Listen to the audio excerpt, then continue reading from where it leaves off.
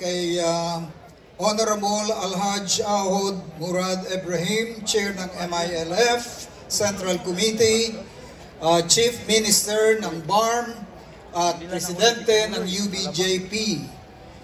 Isa din pong paggalang kay Honorable Muhager Iqbal, Minister of Education, BARM at Chief Negotiating Panel ng MILF.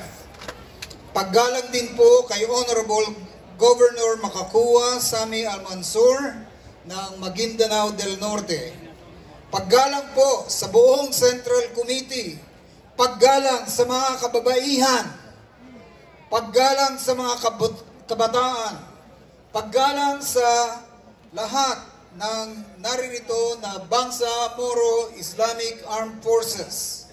Paggalang din sa ating mga naririto almost or more than 300,000 participants.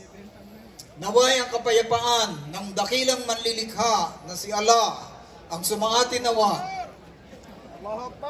Kami po na mga settlers, ako po bilang isang pastor ng Kristiyano at ganun din po, nagpapasalamat ako sa mga NGO na peace builders katulad ng Mindanao People's Caucus. Kami po ay sumusuporta sa resolusyon na binasa ngayon at buong puso kaming pagtataguyod ito na kasama ninyo at kami po ay gagawa ng mga pagbabalita. Pagbabalita sa buong region, pagbabalita sa buong Mindanao, pagbabalita sa buong Kapuluan, at pagbabalita din sa ibang bansa tungkol sa napakagandang resolusyon ninyo na kayo ay lilipat mula sa armed resistance into a very effective social movement. Palakpakan po natin kayo. Pangalawa po, kami ay dumadalangin at hindi naman ipinagbabawal na lakihan ang panalangin kung kalooban ni Allah. Di po ba? Kami ay dumadalangin na manalo ang UBJP sa 2025 election. Kami ay dumadalangin na lagpasan pa ang percentage ng MILF UBJP sa parliament ng BARM, 60%. Inshallah. Nananalangin din kami na manatili ang MILF, UBJP, na siyang magtataguyod ng pamamahala sa BARM. Dahil ayon po sa pag-aaral ng mga peace builders at peace transformation, kung 50 years, kung 50 taon ang oppression, 50 taon din po ang pagbibuild ng makatarungang pamamahala.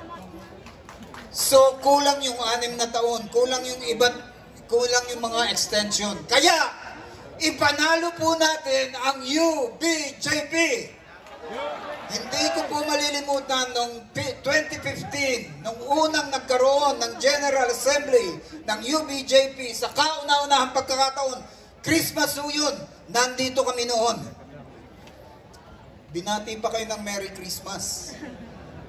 Ganon din po, kami ay nananalangin at sumusuporta ng full realization at accomplishment ng CAB, ng Comprehensive Agreement on the Bangsa Moro. Lalo na po yung normalization, na nawa lahat ng pangako ng normalisasyon ay ma-check na lahat. Check, check, check.